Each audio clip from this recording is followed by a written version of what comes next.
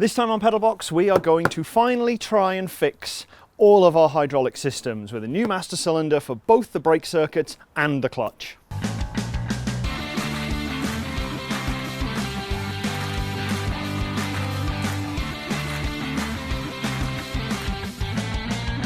Now, I don't know, but I've been told that our brake system is full of holes, and I'm really hopeful that this episode we can bring that to a conclusion and we can end this saga.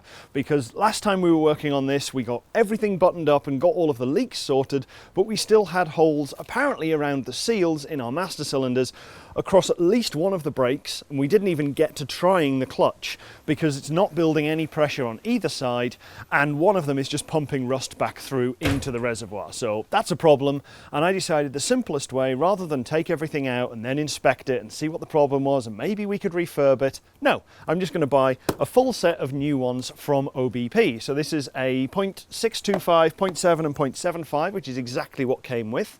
I did toy with the idea of changing one of the brake circuits to both be 0.7s, but I might come on to that a little bit later in the episode with the why and the how of what that works and what that's for and how the brake sizing works around the setup. There is plenty online to read about that if I don't cover it in this video though. So these new cylinders, as I say, are exactly the same as the old ones, and I'm going to do my absolute best not to actuate these while they're dry. Before they even go in, because we're inevitably going to hit the plungers, I'm going to put a bit of brake fluid down into the system. Not necessarily to move it around, but just pre-fill either side so there's a little bit of lubricant in there so we don't fold a seal, because that's what we think has happened to one of these. And obviously these are thanks to our patrons who've been supporting us for a long time. As always, we are indebted to all of our patrons, our long-suffering patrons who've been watching this develop over many years now, and once again, thanks. I'll try and put a list up over one of the montages of all of our patrons as we go into the episode, because the next thing we need to do is get the old ones out, and that is a nightmare. And herein lies the problem. Not only are the master cylinders right down in the bottom of the front end attached to the pedal box, but everything else is also massively in the way. Conveniently, we do need to take our power steering system apart again so we can pop the floor off from underneath the rack, because that has a leak. One of the pipes is split ever so slightly because it's just a little bit too big, so we need to pull that apart, so at least we can get rid of that. But the next hour and a half or so is going to be just removing all of those master cylinders, which is going to be a miserable job because it is very difficult to get to. You have to go in from the front of the pedal box, down inside the car and on the back in order to get round, and with all of this car in the way, that is definitely not easy to do. So I'm going to spare you most of that, throw a time lapse on, come back in a few seconds when all of those are out and we can start looking at what the problem might actually be on those and get the new ones in. We've got all our master cylinders off now. This one in my hand is the clutch cylinder. I've also got the rear and front master cylinders all off. And there are a couple of fairly bad signs that we can see even just from the outside. The rubber boots that sit around the kind of pin here are all perished. There's cracking on all three of them. And the clutch cylinder, I actually tried taking this apart off camera so that I could look knowledgeable taking one of these apart. Unfortunately, we can't really get all that far into it. I've managed to take all of the sort of front section off, this rubber seal and the actuator rod. There's a little circlip in there that just holds all this together. But with all of this stuff off the front, the actual piston itself is still kind of sealed inside the unit, and there's nothing that you can really attach to draw it out. So unfortunately, it's a bit difficult to show you how bad these are. We have been able, just by sort of pointing it just the right way and looking down past the sunlight coming in, we have been able to see this. There is like visible rust in the back of the, this isn't the bore, this is just a little fluid gallery in the back, but there's rust gathered up in there, which is a pretty bad sign. It's fair to say if it's rusted in there, it's probably rusted in the bore as well, which would explain why we've got no pedal feel or anything. Obviously, if you've got a rough surface, the seal in this isn't going to be able to actually seal against the outside of that. So as the plunger goes down, all the fluid is just going to fall from one side of the seal to the other. We did try using popping on one of our fluid reservoirs, just feeding that onto the back there and running our pressure bleeder just onto a spare tire I've got behind me to try and pressurize behind the piston and push it out the front of the cylinder. But the 20 psi that this system is good for, because it goes via this catch can, this little reservoir bottle there, the 20 psi that will hold doesn't seem to be enough to get the plunger out. So to get in there, we're going to do something a little bit more drastic.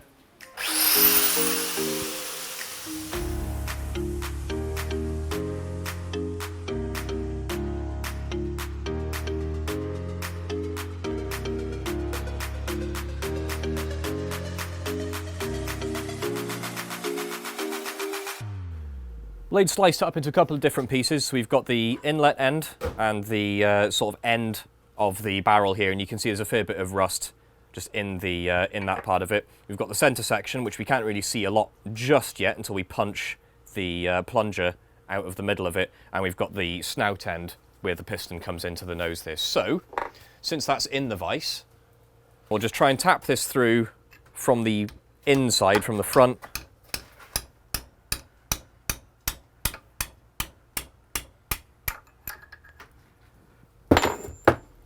And see what we can see in the bore.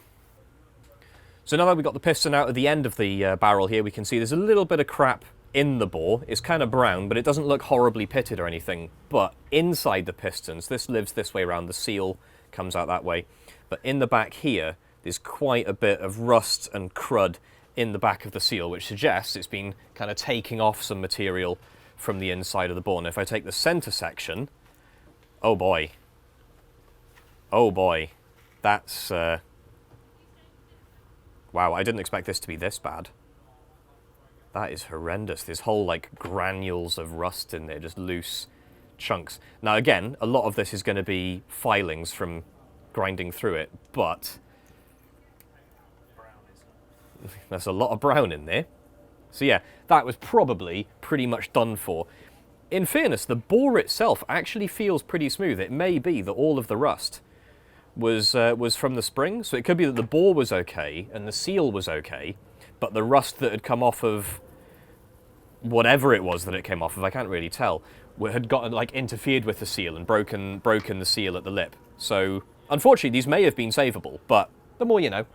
So I know you've probably seen the OBP logos on the boxes of the new cylinders. If you've been watching for a long time, you may even remember that we got these along with our OBP pedal box. And you may be wondering if this is a product fault, and it is absolutely not. We have had these things installed on the car for a while without a bonnet on, without a front end on the car, barely covered by a tarp, outdoors in the rain, etc., with the ports occasionally open, just basically completely unprotected. They've only recently had brake fluid put in them in the last, I don't even know how many months, but months rather than years. So this really, really is no slur at all on the products, which is a great part of why we've bought the same new master cylinders again from the same manufacturer. We've got absolutely no problem with the fact that this has happened, other than that it's our own stupidity. So no fault on the manufacturers here at all. In our last episode working on the brakes, we tried to show you a little bit of video of the master cylinder pumping rust back into this reservoir, and it didn't really come out too great. But now that it's off the car, and I can tip it up, you can see how bad that stuff really is. And remember, this was brand new, completely fresh brake fluid when we pumped it in. So this was a perfect, beautiful golden colour. And now you can actually see the wisps of rust inside the fluid. So this is absolutely minging, and all of this would have come out of that master cylinder. I mean, not quite all. There's a very, very small amount that may have come out of our stainless line here. We've got some just trace amounts of rust, not that it's visible on camera, just inside the ends on these fittings, but it's very, very minor. It certainly wouldn't have been most of this, so that all would have come out of the cylinder, which, again, given what we've just seen in that one that we sectioned, which was the clutch cylinder, and given what we're seeing on the ends of these feed fittings, which are from our brake cylinders, this all completely tracks. So these things must have been absolutely ruined with rust inside. We've been through all the different bits and pieces of our kind of brake fluid reservoirs and feed lines and everything now, and as near as we can tell, everything's looking pretty good. We've got some spare brake fluid that we managed to salvage from one of the reservoirs that's not mint, but like we filtered the worst, the crud out of it, and we've been pumping this through just to try and drive out any bits of like rust and detritus that's in this lot. We've been around our fittings with a little wire wheel on the Dremel, tidied those up, and this is all looking pretty much good to go, ready to get back on the car. Now, we've spent a bunch of time derusting all of this stuff, and we haven't really worried so much about what's already on the car, because as far as we can tell, the master cylinders weren't pumping any fluid through it anyway, so all the rust that was in them probably hasn't got into the rest of the circuits. But at least since we are going to be flushing all of this through, refilling the system and everything, if there is a little bit of crud in the rest of it, it'll probably get swept up in the inrush of fluid and come out the valves anyway. So we're probably ready to start reassembling. There is a fair bit to do. We've got quite a few bits and pieces to get back together here, but we're hoping we can get this back together, get it on the car, bolted up, refilled and brakes working before the sun completely goes away.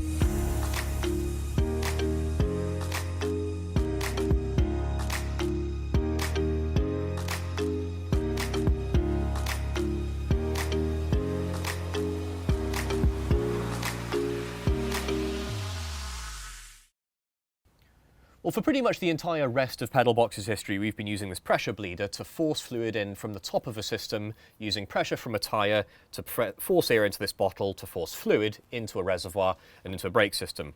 There are a couple of problems with this.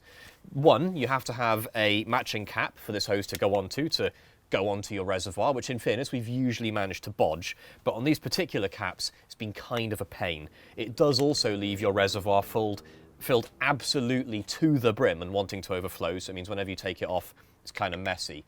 So we took the plunge and spent maybe like 12 quid or something on this piece of Chinesium. This is a vacuum bleeder that goes onto the bleed nipples on the calipers, and you pump this a whole bunch, and in theory, it pulls a vacuum in this end of the brake system and pulls whatever is behind it through to fill the vacuum. We've done a little bit of testing, just by putting our finger over the end, pumping it for a while. It seems to actually hold a fairly good vacuum. The seals in it seem to work. I can't remember the exact percentage, but it's something like a 60 or 70% vacuum, which is way better than I expected for this sort of thing. So we're going to pop some fluid in the reservoir. We're not going to cap it or anything. We're going to leave the top open so that air pressure can sort of force it through to fill this vacuum. And we're going to try and draw it all through to this corner through our little catch can and vacuum pump. So Aid's up at the top there. I can see him kind of looming over. I think he's struggling with the bottle of brake fluid at the minute. Yeah. But I can see some pouring is happening. So let's get going. Now in theory, I shouldn't really see anything happening for quite a while. And then eventually, oh, I can definitely feel some resistance though. So I think now I've drawn some amount of vacuum, and obviously that vacuum is going to be pulling brake fluid through. So I see 20, 15, 10 inches of mercury as it's drawing the brake fluid through and refilling itself. Because obviously as the vacuum shrinks. Oh, this is quite tiring, Aid, I'll be honest. Oh, my hand's going to cramp up soon. But it is definitely pulling through. I can feel the resistance of trying to keep drawing that vacuum down. I think I'm just going to have to turn the camera off and change how I do this for a bit, because this seems to be taking a while. So, we'll be back in a minute. Well, I've assumed my usual position down here in the footwell of the car, and I can assure you, however uncomfortable it looks, it's worse. But now that we've been around all four corners with the vacuum bleeder, we've pulled probably like a reservoir or two's worth, maybe a bit more than that actually, out of every single corner. So we've, as near as we can tell, we've completely done the whole system end to end, every corner with the vacuum bleeder. So we should, in theory, now be in a pretty good shape. The only catch is, because the system's basically gone from dry to full, we do still have, all of our pistons are still quite retreated in the calipers. So we're still going to push all the pistons all the way out until they contact the discs before we'll start actually feeling anything on the pedal. But if I turn myself around into my little cave here and I just start pumping the brake pedal, I'm feeling a lot more resistance than I did last time we tried this, where the pedal just sank immediately and easily to the floor because there's absolutely no work being done at all. But the pedal is definitely still going to the floor. Now maybe that means there's air in the system being compressed, or maybe it just means we're pushing all of those pistons out slowly and sort of taking up all of that fluid. So Aid, if you could have a look at those reservoirs, mate, and see if they're coming down. Some time later. So it looks like the pistons are moving on at least some of the brakes, which is quite nice. And Aid is seeing a little bit of fluid coming down into the system out of the reservoirs. So this all seems to be behaving correctly. I'm a little worried about the fact that I still haven't felt any real resistance on the pedal. I can still push it down by hand. But it does feel a lot better than where we were last time, which in fairness, given the state of those of the old cylinders, not really a massive surprise. We've been around the car, doesn't seem to be any major leaks apart from one small one on the rear driver's side fluid inlet into the caliper. So it's weeping a little bit from there. And I've noticed a few times when I press the pedal down, it goes pretty solid. I mean, I'm pressing it by hand, right? Which obviously isn't anywhere near as strong as a leg. But it feels really, really good and stiff sometimes. So our best guess is where we've got that little leak. Sometimes we push a little bit of air out or something, or push some fluid out, lift it up and pull some air back in. But sometimes when the pedal comes back up, it pulls some fluid back in from the leak. And then the next time I press it, it feels solid because it's full of fluid. But we're not entirely sure. So we're going to pop the connector off, get a new crush washer in and see if that sorts it. We spent the evening chasing down that leak on the rear right corner. It turns out one of our unions into the block that goes into the caliper had a little bit of tightening left to go on. It was just a little bit loose and was weeping out through there under pressure. So now we actually have at least some amount of brakes on all four corners. We've tested when we get some pressure on the pedal. We now, I mean, obviously turning by hand isn't the same as the sort of force it'd experience on the road, but we now can't turn any of the brake rotors when the pedal is pressed. And we have found that when we press the pedal, we do get some pressure build up and it does actually stop before the floor, which is quite good because it means now that we know where our pedal actually travels to in normal use, that means we can set our little like brake switch actuator interface arm adapter thingy, that's the technical term, on the pedal and get this mounted up at last, at long last, and know whether it's like kind of in the proper range of motion on that plunger. So I'm now going to go diving down into the bowels of the car again to get this installed.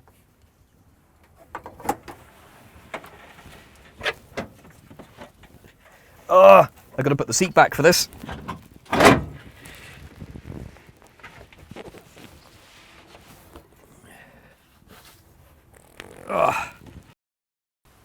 While Chris is putting that brake pedal lever in, I'm just going to show you some of the stuff we pulled out from those lines. Now obviously we had to reflush the whole system from the beginning after we'd done the reservoirs and everything else. And this is what we took out. This has only been in there maybe 3-4 weeks, something like that, but it is opaque and it is horribly brown compared to this, which is like a really straw yellow. It's really quite surprising how much stuff had gone all the way through the lines, even though the master cylinders didn't appear to be doing anything at all. So it is a really good job that we did flush the whole system back through, I think probably twice now, with all of the stuff we put through last night as well. So yeah, it's looking much better. But if I just try and lift this up, I'm going to put this behind like this, a little bit ungainly. Move these back in. Hopefully you can see something of the colour difference up against the white background. Oh, maybe not if I have the label in front of you. That's not going to do any work whatsoever. But yeah, it's... Oh God. And I just poured it over myself. It's very visible anyway, mate. There you go. It's really bad. So this brand new fresh stuff, obviously we'll probably use that in the clutch for the first fill and flush the line out with that. This will go back in the bottle because that should be happening pretty soon, as soon as we've remembered to order the flexi that goes from the hard line onto the clutch master slave cylinder itself. And with that, at long last, only 8 years into this build, or nearly 8 years at any rate, we finally have an actual working brake system. Fully how well it works, as in like the kind of efficiency test that you'd get on an MOT, we're still not really sure, but we definitely have braking torque on all four corners, which means if the rest of the car was together at least, we're now at a point where we'd quite happily take it around the block and actually do a test drive with these. So all we've got to do now is get the engine running and fix our gearbox shift linkages and rebuild our splitter, plumb our clutch. And that's it for this episode. Thanks very much for watching. If you've been watching for a long time, if you've been a patron especially, thank you very much for your time, for your patience, and in some cases, for your money. It does make it a lot easier for us to buy parts like those new brake master cylinders that we needed, even though admittedly we shouldn't have needed to buy them. We should have just not broken our first set. But in any case, we're going to try not to do that sort of thing again. But it is a lot easier to get on with this build when we do know that we've got a little bit of support there just to help make those parts happen. If you want to jump on Patreon and support us through that, you can do so at patreon.com/PedalBox Show. And you can jump on shop.pedalbox.show if you want to support us a different way. Buy any of our merch. Wear our branding anywhere you're going. That's always awesome for us. And obviously, you know, the money from that also gets ploughed directly into this build. Well, thanks again for watching. We're drawing more or less to the end of this project, so if you want to keep up with the final steps on it, do remember, like the video, subscribe to the channel down below, ring the bell, all that good stuff. And if you've got any experience with the pressure bleeders that we've been using or the vacuum bleeders, because in fairness, we found that that was really quite good. It's a lot cleaner, nicer way to bleed out a brake system. If you've ever used any of these things before, have any tips or have any horror stories, drop them down in the comments below. We love to hear that sort of stuff, and we do try and answer everything we can. Thanks again. We'll see you next time.